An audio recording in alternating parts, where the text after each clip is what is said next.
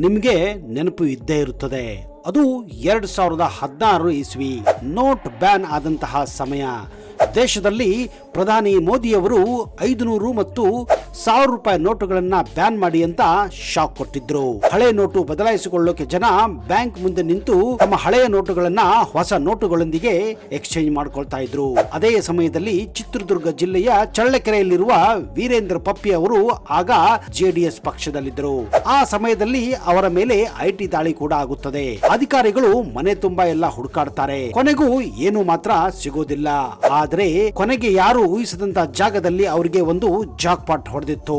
ಹೌದು, ಅದು ಪಪ್ಪಿಯವರ ಮನೆಯ ಬಾತ್ರೂಮ್ ನಲ್ಲಿ ಗೋಡೆಯ ಹಿಂದೆ ಇರುವ ಒಂದು ಸೀಕ್ರೆಟ್ ಸ್ವಿಚ್ ನಿಂದ. ಅದನ್ನು ಪ್ರೆಸ್ ಮಾಡಿದ ತಕ್ಷಣ ಆ ಬಾತ್ರೂಮ್ ಗೋಡೆಯ ಒಂದು ಭಾಗ ಇದ್ದಕ್ಕಿದ್ದ ಹಾಗೆ ತೆಗೆಯುತ್ತದೆ. ಇದನ್ನ ನೋಡ್ತಾ ಇದ್ರೆ ಯಾವುದೋ ಒಂದು ಜೇಮ್ಸ್ ಬಾಂಡ್ ಸಿನಿಮಾ ನೋಡಿದ ಹಾಗೆ ಇತ್ತು. ಅದರ ಒಳಗೆ ಒಂದು ಸೀಕ್ರೆಟ್ ಲಾಕರ್ ಕೂಡ ಇತ್ತು. ಅದು ಅಂತ ಲಾಕರ್ ಅಲ್ಲ, ಅಮೆರಿಕಾದಿಂದ ತರಿಸಿದಂತಹ ಒಂದು ಯಾರು ಭೇದಿಸಲಾರದಂತಹ ಲಾಕರ್ ಆಗಿತ್ತು. ಅಧಿಕಾರಿಗಳ ಕಣ್ಣು ತೆರೆದಾಗ ಅವರ ಕಣ್ಣುಗಳು ಅದನ್ನ ನಂಬಲಿಕ್ಕೆ ಸಾಧ್ಯವಾಗುವುದಿಲ್ಲ. 2-3 ಅಧಿಕಾರಿಗಳಂತೂ ಮೂರ್ಛೆ ಹೋಗುವಂತಹ ಪರಿಸ್ಥಿತಿ ಇತ್ತು. ಇಷ್ಟೊಂದು ರೇಡುಗಳು ಅವರು ಮಾಡಿದ್ದರೂ ಕೂಡ ಈ ರೀತಿ ಯಾವತ್ತೂ ಅವರು ಕಂಡಿರಲಿಲ್ಲವಂತೆ.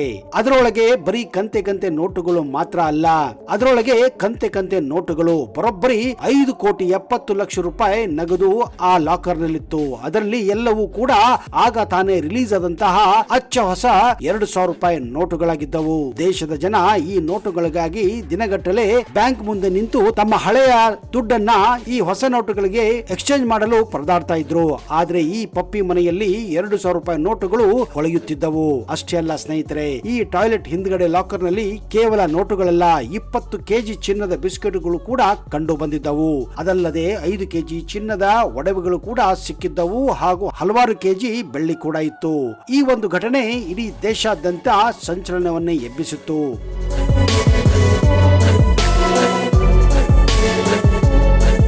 ಬಾತ್ರೂಮ್ ನಲ್ಲಿ ಇರುವಂತಹ ಸೀಕ್ರೆಟ್ ಚೇಂಬರ್ ನಲ್ಲಿ ಇಷ್ಟೊಂದು ಚಿನ್ನ, ಇಷ್ಟೊಂದು ಬೆಳ್ಳಿ, ಇಷ್ಟೊಂದು ಖಡಕ್ ನೋಟುಗಳು ಕಂಡು ಬಂದಿದ್ದು ಯಾವುದೋ ಒಂದು ಸಿನಿಮಾದಲ್ಲಿ ಇರುವ ಸೀನ್ ಹಾಗೆ ಅಚ್ಚರಿಗೊಳಿಸಿತ್ತು. ಹೇಳಿ ಕೇಳಿ ಪಪ್ಪಿ ಕರ್ನಾಟಕದ ಪ್ರಸಿದ್ಧ ನಟ ದೊಡ್ಡಣ್ಣನವರ ಅಳಿಯ ಬೇರೆ. ಆಮೇಲೆ ಇಡೀ ಪ್ರಕರಣವನ್ನ ಸಿಬಿಐ ಎತ್ತಿಕೊಳ್ಳುತ್ತದೆ. ಅಲ್ಲಿ ಗೊತ್ತಾಗಿದ್ದು ಬ್ಯಾಂಕ್ ಮ್ಯಾನೇಜರ್ಗಳ ಜೊತೆ ಸೇರಿಕೊಂಡು ಹಳೆ ನೋಟುಗಳನ್ನ ಈ ಪಪ್ಪಿ ಬ್ಯಾಂಕಿಗೆ ಕೊಟ್ಟು ಹೊಸ ನೋಟುಗಳನ್ನ ಅಕ್ರಮವಾಗಿ ಪಡೆದಿದ್ದ ಅಂತ. ಆದ್ರೆ ಕಾಲ ಉರುಳುತ್ತದೆ. ಆ ಕೇಸ್ ಏನಾಯ್ತು ಅಂತ ಜನ ಕೂಡ ಮರೆತು ಬಿಡುತ್ತಾರೆ. ವೀರೇಂದ್ರ ಪಪ್ಪಿಗೆ ರಾಜಕೀಯದ ಹುಚ್ಚು ಕೂಡ ಜಾಸ್ತಿ ಆಗಿತ್ತು. ಜೆಡಿಎಸ್ ಪಕ್ಷದಲ್ಲಿ ಇದ್ದರೆ ತಾನು ಯಾವುದೇ ಕಾರಣಕ್ಕೂ ಮಂತ್ರಿ ಆಗುವಲು ಸಾಧ್ಯವಿಲ್ಲ ಅಂತ ಅವನ ಕೆಲವು ಪರಮಿತ್ರರು ಹೇಳುತ್ತಾರೆ. ಹೀಗಾಗಿ ಹಾಗೋ ಹೀಗೋ ಮಾಡಿ ಡಿ.ಕೆ. ಶಿವಕುಮಾರ್, ಡಿ.ಕೆ. ಸುರೇಶ್ ಸಂಪರ್ಕ ಬಳಸಿ ಕೊನೆಗೆ 2023ರಲ್ಲಿ ನಡೆದ ವಿಧಾನಸಭೆ ಚುನಾವಣೆಯಲ್ಲಿ ಚಿತ್ರದುರ್ಗದಿಂದ ಕಾಂಗ್ರೆಸ್ ಪಕ್ಷದ ಟಿಕೆಟ್ ಅನ್ನ ಪಡೆದು 5 ಬಾರಿ ಶಾಸಕರಾಗಿದ್ದ ತಿಪ್ಪಾರೆಡ್ಡಿ ಅವರನ್ನ ಭಾರಿ ಅಂತರದಿಂದ ಈ ಪಪ್ಪಿ ಸೋಲಿಸುತ್ತಾರೆ. ಅಲ್ಲಿಯ ಸ್ಥಳೀಯರು ಹೇಳುವ ಪ್ರಕಾರ ಇವರು ಇಲೆಕ್ಷನ್ ಹಿಂದಿನ ದಿವಸ ದುಡ್ಡಿನ ಹೊಳೆಯನ್ನೇ ಹೊರಸಿಬಿಟ್ಟಿದ್ದರು ಅಂತ. ಹೀಗಾಗಿ ಇವರ ಜಯ ಖಾತ್ರಿಯಾಗಿ ಹೋಗಿತ್ತು. ಹೌದು, 2023ರಲ್ಲಿ ಇವರು ಚಿತ್ರದುರ್ಗದ ಶಾಸಕರಾಗಿ ವಿಧಾನಸಭೆಯನ್ನ ಪ್ರವೇಶ ಮಾಡುತ್ತಾರೆ. ಆದ್ರೆ ಇಲೆಕ್ಷನ್ ಸಮಯದಲ್ಲಿ ಇವರು ತಮ್ಮ ಆಸ್ತಿಯನ್ನ ಕೂಡ ಘೋಷಣೆ ಮಾಡಿದ್ದರು. ಇದನ್ನ ಕೇಳಿದರೆ ನೀವು ಕೂಡ ದಂಗಾಗಿ ಹೋಗುತ್ತೀರಾ. ಇವರು ಚುನಾವಣಾ ಸಮಯದಲ್ಲಿ ಸಲ್ಲಿಸಿದಂತಹ ಅಫಿಡವಿಟ್ ಅನ್ನು ನೋಡಿದ್ರೆ ನಿಮ್ಮ ತಲೆ ಗಿರ್ರನ್ನುತ್ತದೆ. ಹೌದು, ಅವರು ಘೋಷಿಸಿದ ಆಸ್ತಿ ಬರೋಬ್ಬರಿ 134 ಕೋಟಿಯಾಗಿತ್ತು. ಇವರು ಬ್ಯಾಂಕ್ ನಲ್ಲಿ ಇಟ್ಟಂತಹ ಫಿಕ್ಸ್ಡ್ ಡೆಪಾಸಿಟ್ ಗಳೇ 55 ಕೋಟಿಯಾಗಿತ್ತು. ಇನ್ನು 21 ಕೆಜಿ ಬಂಗಾರ, 10 ಕೆಜಿ ಬೆಳ್ಳಿ, ಇನ್ನು ಇವರ ಬಳಿ ಇರುವಂತಹ ಜಮೀನಿನ ಬಗ್ಗೆ ಕೇಳಿದ್ರೆ ನೀವು ಕೂಡ ಅಚ್ಚರಿ ಪಡುತ್ತೀರಾ. ಇವರು ಘೋಷಿಸಿದ ಪ್ರಕಾರ 115 ಎಕರೆ ಕೃಷಿ ಭೂಮಿ, 86 ಎಕರೆ ಕೃಷಿಯೇತರ ಭೂಮಿ ಇದೆ. ಚಿತ್ರದುರ್ಗ ಹಾಗೂ ಬೆಂಗಳೂರಿನಲ್ಲಿ ಕೋಟಿ ಬೆಲೆ ಬಾಳುವ ಬಂಗಲೆಗಳಿವೆ. ಐಷಾರಾಮಿ ಕಾರುಗಳು, 3 ಕೋಟಿ ಬೆಲೆ ಬಾಳುವಂತಹ ರೇಂಜ್ ರೋವರ್ ಕಾರ್ ಇದೆ. ಇನ್ನು ಮರ್ಸಿಡೀಸ್, BMW, ಜಾಗ್ವಾರ್ ಕಾರುಗಳಂತೂ ಲೆಕ್ಕವೇ ಇಲ್ಲ. ಇವರ ಪಿಎಗಳೇ ದೊಡ್ಡ ಕಾರುಗಳಲ್ಲಿ ಓಡಾಡುತ್ತಾರೆ.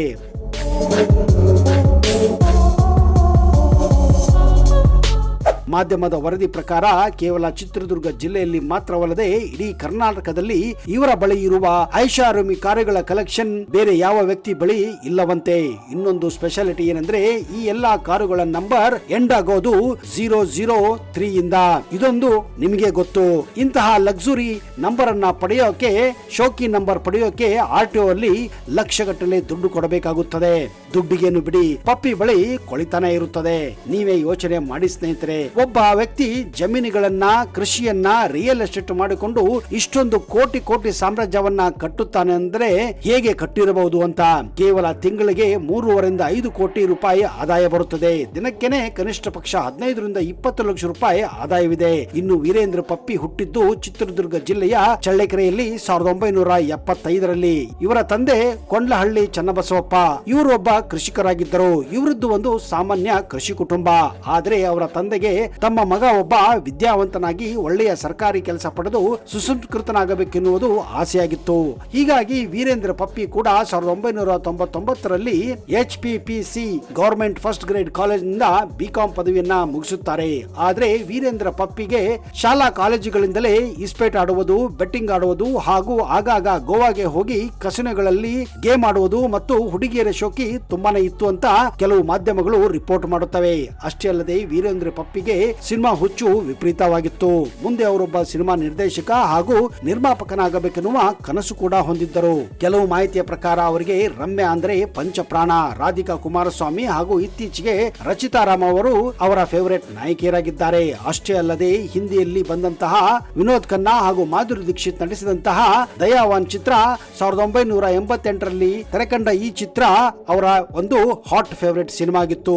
ಇದೊಂದು 1987ರಲ್ಲಿ ತಮಿಳು ಚಿತ್ರ ನಾಯಕನ್ ಚಿತ್ರದ ರಿಮೇಕ್ ಆಗಿದೆ.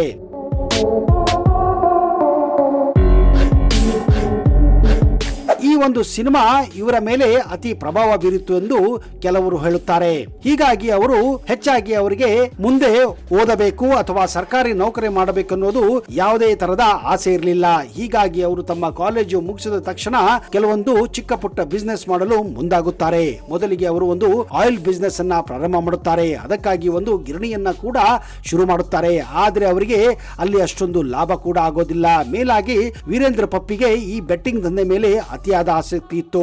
ಹೇಗಾದರೂ ಮಾಡಿ ಶಾರ್ಟ್ ಕಟ್ ಮೂಲಕ ದೊಡ್ಡ ಶ್ರೀಮಂತನಾಗಬೇಕೆನ್ನುವ ಮಹದಾಸೆಯನ್ನ ಇವರು ಹೊಂದಿದ್ದರು. ಇದೇ ಕಾರಣ ಅವರು ಈ ಆಯಿಲ್ ಬಿಸ್ನೆಸ್ ಅನ್ನ ಮುಚ್ಚಬೇಕಾಗುತ್ತದೆ. ಮುಂದೆ ಹಾಗೋ ಹೀಗೋ ಮಾಡಿ ಕೆಲವು ಜನರ ಸಹವಾಸ ಬೆಳೆಸಿ ಅವರು ಗೋವಾದಲ್ಲಿ ಕಸಿನೋ ಬಿಸ್ನೆಸ್ ಅನ್ನ ಪ್ರಾರಂಭ ಮಾಡಿಯೇ ಬಿಡುತ್ತಾರೆ. ಅಲ್ಲೇ ನೋಡಿ ಅವರ ಜೀವನಕ್ಕೆ ಒಂದು ಹೊಸ ಟ್ವಿಸ್ಟ್ ಕೊಟ್ಟಂತಹ ಗಳಿಗೆಯಾಗಿತ್ತು. ಮುಂದೆ ಅವರು ಖ್ಯಾತ ನಟ ದೊಡ್ಡಣ್ಣ ಅವರ ಮಗಳು ಆದಂತಹ ಉಷಾ ಅವರನ್ನ ಮದುವೆಯಾಗುತ್ತಾರೆ. ಈ ಇಬ್ಬರು ದಂಪತಿಗಳಿಗೆ ಇಬ್ಬರು ಹೆಣ್ಣು ಮಕ್ಕಳಿದ್ದಾರೆ. ಹೀಗೆ ಗೋವಾದಲ್ಲಿ ನಡೆಯುತ್ತಿದ್ದ ಈ ಕಸಿನೋದೊಂದಿಗೆ ಹಣದ ಹೊಳೆಯೇ ಹರಿಯಲು ಪ್ರಾರಂಭಿಸುತ್ತದೆ. ಹೌದು, ಒಬ್ಬ ಮನುಷ್ಯನ ಹತ್ತಿರ ವಿಪರೀತ ಹಣ ಬಂದಾಗ ಆ ಹಣವನ್ನ ಮ್ಯಾನೇಜ್ ಮಾಡೋಕೆ ರಾಜಕೀಯ ಅನ್ನೋದು ಒಂದು ಸುಲಭ ದಾರಿಯಾಗಿದೆ. ಯಾರೋ ಕೆಲವರು ಅವರಿಗೆ ರಾಜಕೀಯ ಎಂಟ್ರಿ ಮಾಡಲು ಸಲಹೆ ನೀಡುತ್ತಾರೆ. ಹೀಗಾಗಿ ಅವರು 2015ರ ಆಸುಪಾಸು JDS ಪಕ್ಷವನ್ನ ಸೇರಿಕೊಳ್ಳುತ್ತಾರೆ. ಅಲ್ಲಿ ಅವರಿಗೆ ಅಷ್ಟೊಂದು ಯಶಸ್ಸು ದೊರೆಯೋದಿಲ್ಲ. ಹೀಗಾಗಿ ಮುಂದೆ ಅವರು ಕಾಂಗ್ರೆಸ್ ಪಕ್ಷವನ್ನ ಸೇರುತ್ತಾರೆ. ಜನರು ಇವರನ್ನ ಇಷ್ಟಪಟ್ಟು MLA ಮಾಡಿದ್ರೋ ಗೊತ್ತಿಲ್ಲ. ಆದ್ರೆ ದುಡ್ಡು ಪಡೆದು ಇವರಿಗೆ ಓಟು ಹಾಕಿದ್ದಾರೆ ಅನ್ನೋದು ಕೆಲವರು ಸ್ಥಳೀಯರ ನಂಬಿಕೆಯಾಗಿದೆ. KC ವೀರೇಂದ್ರ ಅವರಿಗೆ ಆ ಪಪ್ಪಿ ಅನ್ನೋ ಹೆಸರು ಹೇಗೆ ಬಂತು ಅನ್ನೋದು ನಮಗಂತೂ ಗೊತ್ತಿಲ್ಲ ಸ್ನೇಹಿತರೆ. ಆದ್ರೆ ನಿಮಗೇನಾದ್ರೂ ಗೊತ್ತಿದ್ರೆ ದಯವಿಟ್ಟು ಪಪ್ಪಿ ಅನ್ನುವ ಹೆಸರು ಹೇಗೆ ಅವರ ಜೊತೆ ಅಂಟಿಕೊಂಡಿತ್ತು ಅದನ್ನ ದಯವಿಟ್ಟು ಕಮೆಂಟ್ ಮಾಡಿ. ಯಾಕಂದ್ರೆ ಪಪ್ಪಿ ಅಂದ್ರೆ ಕೆಲವು ಜನರು ನಾಯಿ ಅಂತ ಭಾವಿಸಿದ್ದಾರೆ. ಇಂಗ್ಲಿಷ್ ನಲ್ಲಿ ಪಪ್ಪಿ ಅಂದ್ರೆ ನಾಯಿ ಮರಿ ಅಂತಾನೆ ಅರ್ಥ. ವೀರೇಂದ್ರ ಪಪ್ಪಿ ಮೇಲೆ ಆಗಾಗ CBI ರೇಡ್ಗಳು, ಇನ್ಕಮ್ ಟ್ಯಾಕ್ಸ್ ರೇಡ್ಗಳು ನಡೆಯುತ್ತಾನೆ ಇರುತ್ತವೆ. ರೇಡ್ ಮಾಡಿದಾಗಲೆಲ್ಲ ಅವರ ಬಳಿ ಕೋಟ್ಯಾನು ಕೋಟಿ ದುಡ್ಡು ಕೂಡ ಸಿಕ್ಕಿದೆ. ಆದರೆ ವೀರೇಂದ್ರ ಪಪ್ಪಿ ಅವರದ್ದು ದಪ್ಪ ಚರ್ಮ. ಎಷ್ಟೇ ಬಾರಿ ರೇಡ್ ಆದರೂ ಅವರು ಡೋಂಟ್ ಕೇರ್ ಅನ್ನುತ್ತಾರೆ.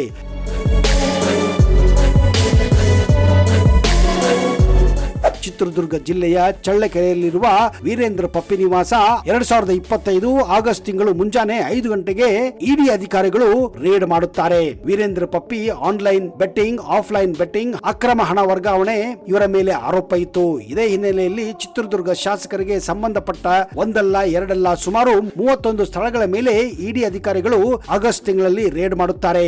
ಆ ವೇಳೆ ಅಲ್ಲಿ ಇಂದ್ರಲೋಕವನ್ನೇ ಬೆಚ್ಚಿ ಬೀಳಿಸೋ ಸಾಮ್ರಾಜ್ಯ ಅವರಿಗೆ ಕಂಡು ಬಂದಿತ್ತು. ಕುಬೇರನನ್ನೇ ನಾಚಿಸುವಂತಹ ಸಂಪತ್ತು ಅಲ್ಲಿ ಕಂಡಿತ್ತು. ಇದನ್ನ ನೋಡಿ ಸ್ವತಃ ಇಡಿ ಅಧಿಕಾರಿಗಳೇ ಶಾಕ್ ಆಗಿ ಹೋಗಿದ್ದರಂತೆ. ಕಂತೆ ಕಂತೆ ಹಣದ ರಾಶಿ ಸಿಕ್ಕಿದ್ದು ವೀರೇಂದ್ರ ಪಪ್ಪಿ ಅವರ ಮನೆಯಲ್ಲೇ, ಅವರ ಒಡೆತನದ ಬಿಸ್ನೆಸ್ ಸೆಂಟರ್ಗಳಲ್ಲಿ. ಅಲ್ಲಿ ಸಿಕ್ಕಿದ್ದು ಬರೋಬ್ಬರಿ 12 ಕೋಟಿ ರೂಪಾಯಿ ಕ್ಯಾಶ್. ರಾಶಿ ರಾಶಿ ಹಣ ಸಿಗೋದು, ಚಿನ್ನಾಭರಣ ಸಾಮ್ರಾಜ್ಯ ದರ್ಶನ ಆಗೋದು ಇಡಿ ಅಧಿಕಾರಿಗಳಿಗೆ ಇದೇನು ಹೊಸದಲ್ಲ. ಯಾಕಂದ್ರೆ ಪ್ರತಿ ವರ್ಷ ಏನಿಲ್ಲ ಅಂದ್ರೂ ನೂರಾರು ದಾಳಿಗಳನ್ನ ಅವರು ಮಾಡಿಯೇ ಮಾಡಿರುತ್ತಾರೆ. ಆದ್ರೆ ಶಾಸಕ ವೀರೇಂದ್ರ ಪಪ್ಪಿ ಮೇಲೆ ದಾಳಿ ಮಾಡಿದಾಗ ಇಡಿ ಅಧಿಕಾರಿಗಳು ಅಕ್ಷರಶಃ ಶಾಕ್ ಆಗಿದ್ದರಂತೆ. ಕಾರಣ ಅಲ್ಲಿ ದೇಶಿ ಕರೆನ್ಸಿ ಅಷ್ಟೇ ಅಲ್ಲದೆ ರಾಶಿ ರಾಶಿ ವಿದೇಶಿ ಕರೆನ್ಸಿ ನೋಟುಗಳು ಕೂಡ ಅವರ ಕಣ್ಣಿಗೆ ಕುಕ್ಕುವಂತಿದ್ದವು. ಮೂಟೆಗಟ್ಟಲೆ ಚಿನ್ನಾಭರಣ ದೊರೆತಿತ್ತು. ಚಿನ್ನ ಚಿನ್ನ ಚಿನ್ನ, ಎಲ್ಲಿ ನೋಡಿದರೂ ಚಿನ್ನ.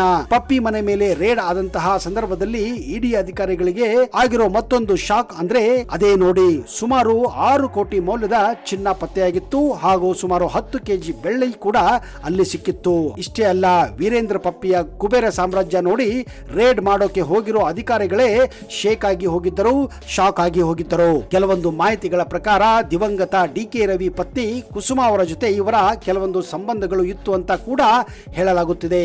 ಇದೇ ಕಾರಣ ಪಪ್ಪಿ ಮನೆ ಮೇಲೆ ಹಾಗೂ ಅವರ ಕಸಿನೋಗಳ ಮೇಲೆ ರೇಡ್ ಆದಾಗ ಬೆಂಗಳೂರಿನಲ್ಲಿ ಕುಸುಮಾ ಅವರ ಮನೆ ಮೇಲೂ ಕೂಡ ಜಾರಿ ನಿರ್ದೇಶನಾಲಯ ರೇಡ್ ಮಾಡಿತ್ತು ಎನ್ನಲಾಗಿದೆ. ಸ್ನೇಹಿತರೆ, ಈ ವೀರೇಂದ್ರ ಪಪ್ಪಿ ಬಗ್ಗೆ ನಿಮ್ಮ ಅನಿಸಿಕೆಯನ್ನ, ನಿಮ್ಮ ಅಭಿಪ್ರಾಯವನ್ನ ದಯವಿಟ್ಟು ಕಮೆಂಟ್ ಬಾಕ್ಸ್ ನಲ್ಲಿ ಹಾಕಿ. ನೀವು ಇವರನ್ನ ಮುಂದೆ ಒಬ್ಬ ಮಂತ್ರಿಯಾಗಿ ಕಾಣಲು ಇಷ್ಟಪಡುತ್ತೀರಾ ಅನ್ನುವ ಅನಿಸಿಕೆಯನ್ನ ದಯವಿಟ್ಟು ಕಮೆಂಟ್ ಮಾಡಿ.